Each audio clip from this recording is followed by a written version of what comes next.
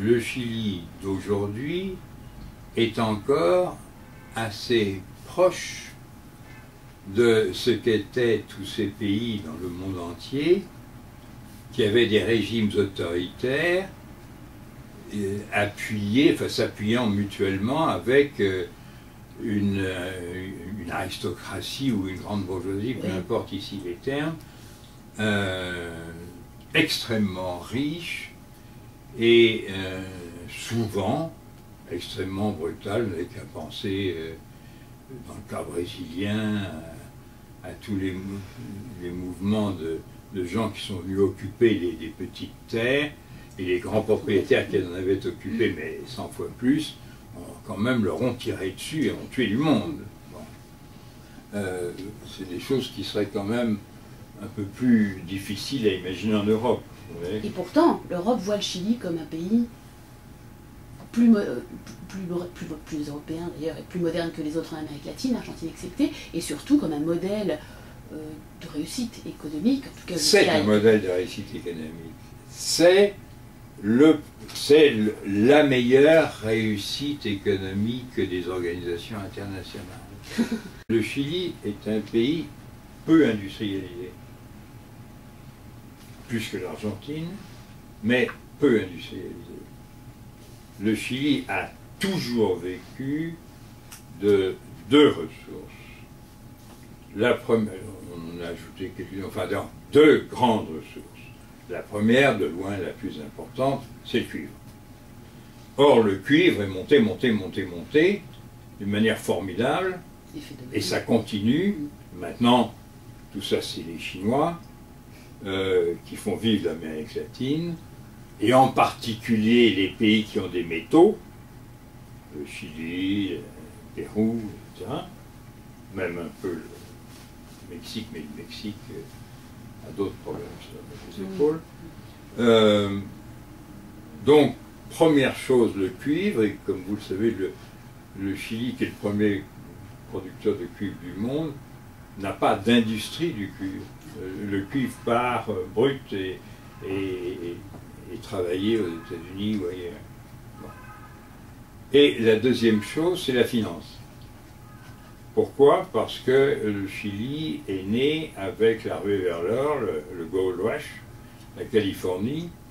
Il fallait bien que ces gens-là... Alors, la capitale, c'était vraiment Valparaiso. Le Chili est né à Valparaiso.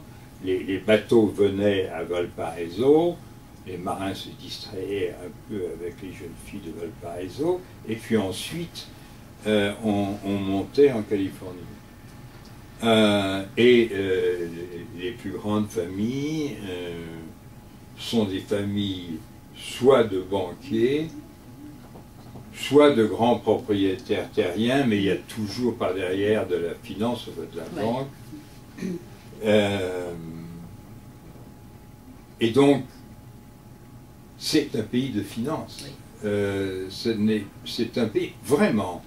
L'industrie, c'était ce qu'on appelle dans toute l'Amérique latine les turcos, c'est-à-dire des Syriens et des Libanais qui sont installés lorsque c'était encore l'Empire turc, d'où leur nom, et qui ont créé une industrie textile qui maintenant est de confection et des grands magasins. Tous les grands magasins ont des noms arabes au Chili, et il y a un très grand club arabe avec une équipe de football, etc. C'est-à-dire que le Chili n'est pas un pays qui a fait une politique d'industrialisation comme les organisations internationales, comme la CEPAL lui disait de faire. Ils ont quand même vécu essentiellement d'exportation de matières premières, comme l'Argentine. Avec l'Argentine, elle, c'est pas les mines, c'était la viande et les grains. Oui. Bon. Et maintenant, c'est avant tout le soja. Bon. C'est vous dire que la croissance du Chili, la réussite du Chili, est quand même venue essentiellement d'une situation internationale nouvelle, c'est-à-dire l'apparition d'une nouvelle génération de pays modernisés, les pays dits émergents, et en particulier la Chine. Les gens quittent la campagne par centaines de millions, ils arrivent dans les villes, il faut bien qu'ils bouffent. D'où on importe des produits alimentaires, et il faut bien qu'une industrie chinoise se développe, et donc on importe des métaux. Bon. Tout ça indiquant, quoique le Chili ait une tradition ouvrière, de lutte ouvrière, oui, et de syndicalisme, qui est très important, oui, mais qui était lié aux mines. Essentiellement, les mines, essentiellement Chuquicamata, Calama, etc. Bon, le nord, dans le désert. Et il ne faut pas oublier que la grande réussite économique n'est pas venue sous Pinochet, mais après.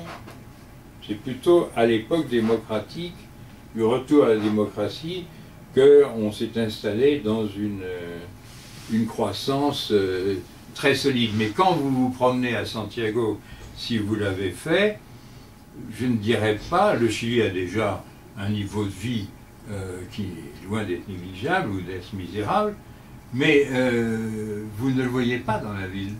Je veux dire, si vous allez dans les quartiers du centre, qui comme partout en Amérique latine sont des quartiers un peu tombés, vous voyez des gens, l'image générale est une image plutôt de pauvreté, je dirais. C'est vrai.